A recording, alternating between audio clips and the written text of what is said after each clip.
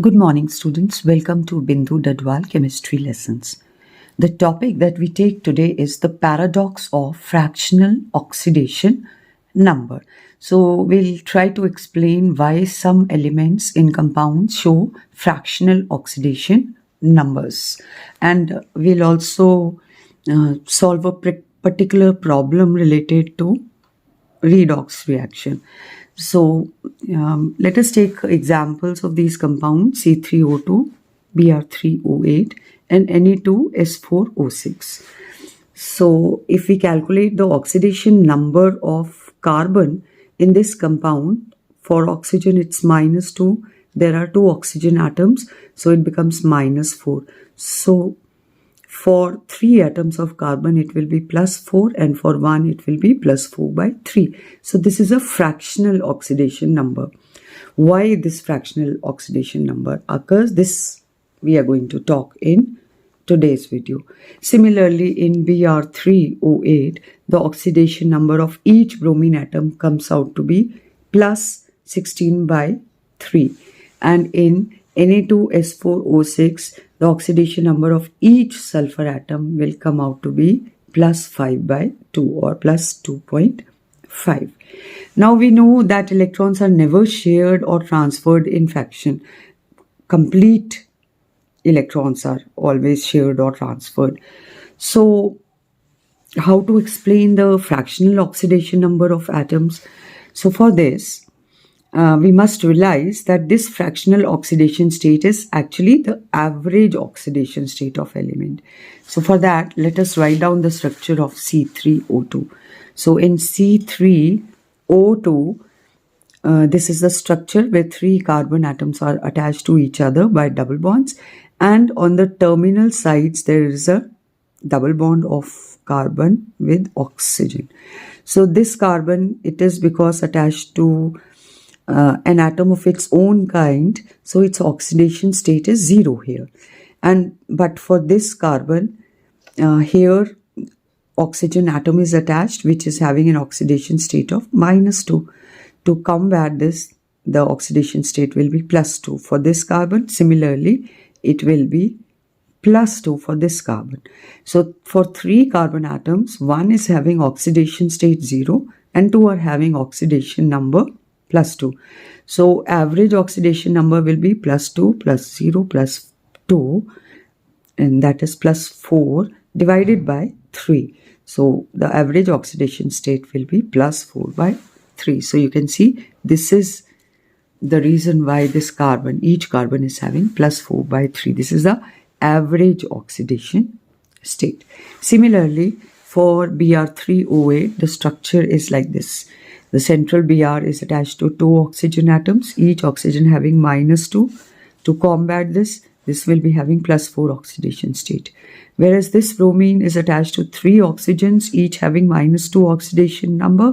So in all, -6 for oxygen will be combated by +6 of bromine. So bromine is having +6 oxidation state for this atom and +6 for this atom also, because it's attached to 3 oxygen atoms, each having -2.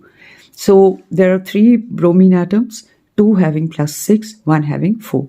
So total oxidation state will be +6 +4 +6, that is 16.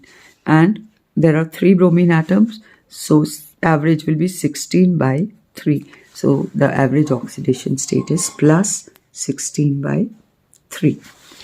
Similarly, for the next compound Na2S4 O6, the structure is like this. 2 oxygens are having negative charge, which are attached to sodium ions, and 4 sulfur atoms are attached like this. The terminal 2 are attached to these 3 oxygen atoms, and the central ones are attached to sulfur atoms on either side. These 2 sulfur atoms are having an oxidation state of 0 because they are attached to atoms of their own kind on either side. Whereas this sulfur is attached to 3 oxygen atoms. This is having -2 oxidation state, -2, but -2 plus minus 2 plus minus 2 is equal to minus 1. So this gives an oxidation number of plus 5 to this sulfur atom. Similarly, plus 5 to this sulfur atom. So in all, 4 sulfur atoms will have a total of plus 5, plus 0, plus 0, plus 5 oxidation number. So total becomes 10. And 4 atoms are having 10, so one will have 10 by 4. That is 5 by 2 or 2.5. So you can see that actually whenever the fractional oxidation number comes, it is only when the structure has different atoms having different oxidation state, and the fraction only shows that it is the average of the different oxidation states. This is how fractional oxidation number can be explained. Let us also solve another problem which states why do the following reactions proceed differently. One is Pb3O4 reacts with HCl to form lead chloride, chlorine and water. And second is Pb3O4 reacts with nitric acid to form lead nitrate, lead dioxide and water. So why these two reactions behave differently, whereas the reacting agents are acids in both the cases?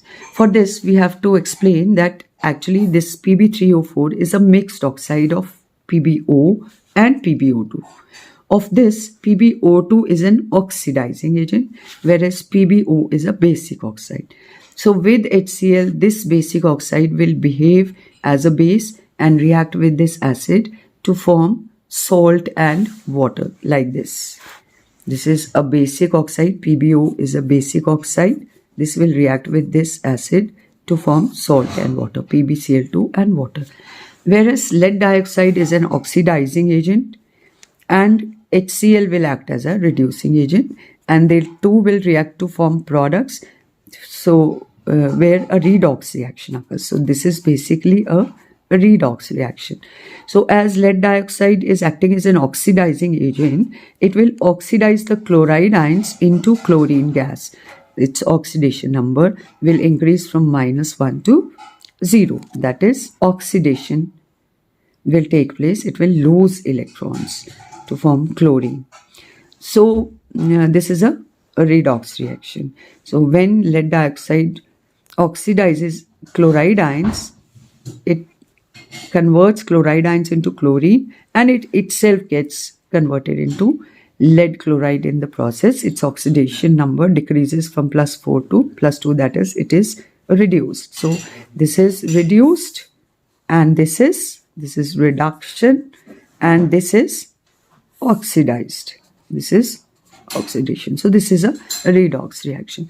So on adding the two reactions, we get the net reaction where the PbO will get converted to PbCl2 and PbO2 will get converted to again PbCl2, whereas the HCl will get converted to chlorine and salt and water. This is salt and water. This is formed.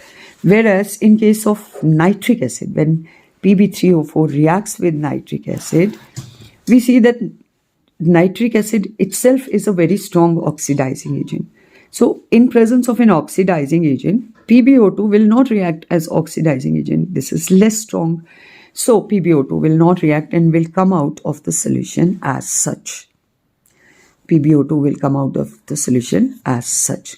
Only the PbO part will act as a basic oxide and will react with acid to form salt and water.